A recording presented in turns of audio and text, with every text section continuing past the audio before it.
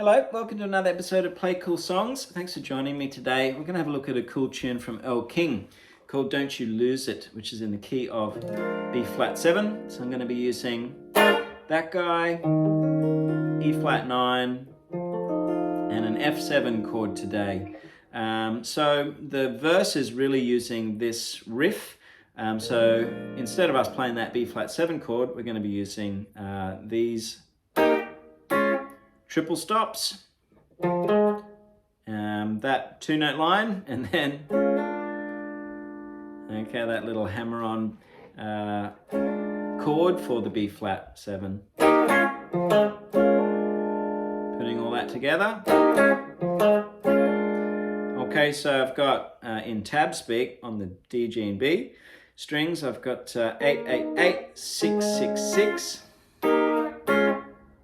And then I'm on 8 and 6 of the A and D string. And then I'm hammering on. So I've really just barred the bottom 4 strings there of the 6th fret, and I'm hammering on that minor to major third on the G string there. And there it is. That's it, that gets you through the verse. When we get to the chorus, okay.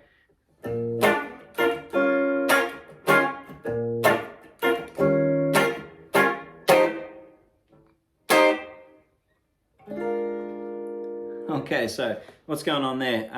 Just towards the tail end of the verse, we've got E flat 9, and then just a sharp stab on the F7 leading into our refrain, our B section there.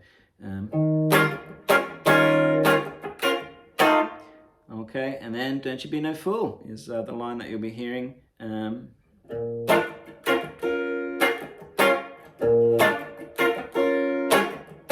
So B flat to E flat, and then F, and then we cool off back to the B flat 7 there. So yeah, sometimes I'll use that version of F7, sometimes I'll just take that E flat 9 up to the F9. So the whole song.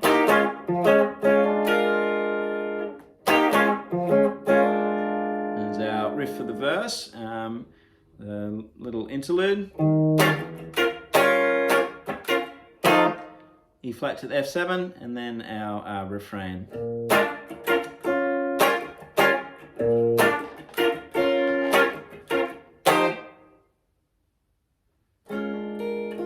Okay, so that's our progression. If I was to solo over this one, and I don't think I really have been asked to yet in the band that I play with, but I'd be thinking about a major kind of sound over this. And I think, taking the B flat and the E flat is a good way to illustrate this concept. Over that B flat 7, I'd be thinking the dominant 7 kind of sound. And for me, to get into that straight away, I'd be thinking of the relative minor and leaning on that. So be G minor pentatonic, but I'm really, using the B flat as my home bass note. So really I'm in, that first shape of G minor is how you might think of it. But I'm kind of landing on my B flat note there.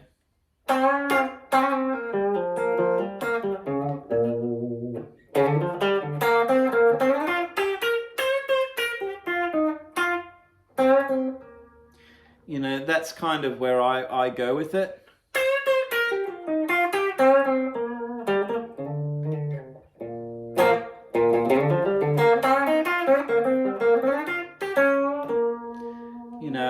And those bends from the minor to the major. All that stuff just sounds super cool. And it's a very kind of Albert Collins thing to do, where you're taking a note of the scale and bending it to another note.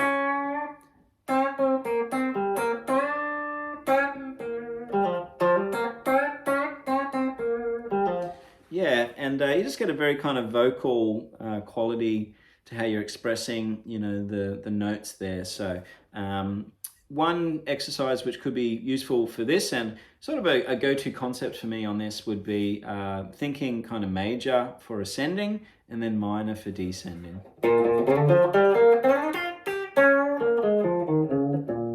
Okay, and also moving the minor third to a major third.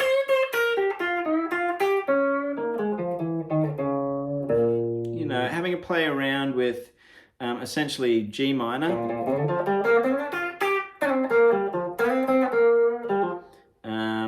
and finding a moment to lean into the B flat minor.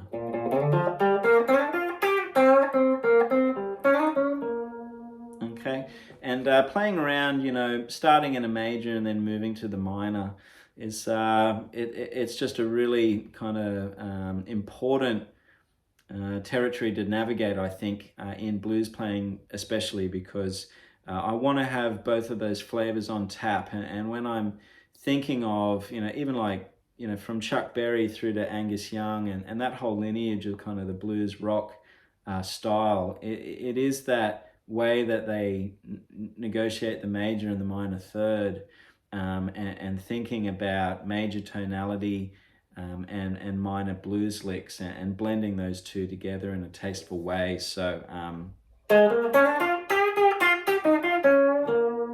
those sort of ideas, where even just starting with that B flat arpeggio. Okay.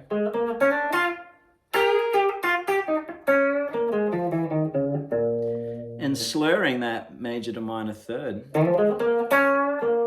Right?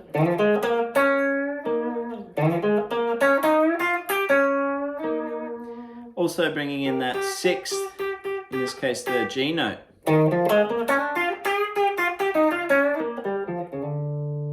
Okay, maybe I just hit a G instead of the A flat there.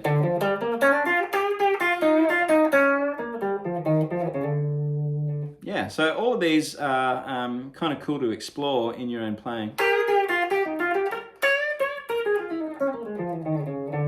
Okay.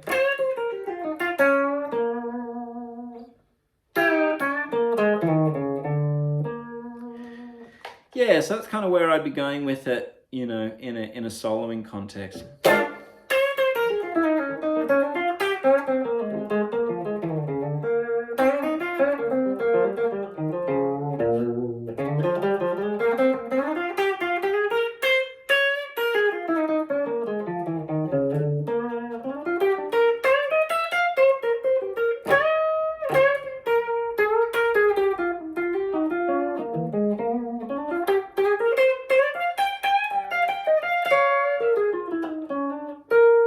Right, and then taking across the fretboard as well, and just exploring other positions of essentially, you know, the G minor pentatonic scale, but, you know, really leaning on those B flat notes of the chord, landing on B flat as my home bass note, and leaning on that, so I'm pulling that major tonality sound out of it. I think is that's the trick, really.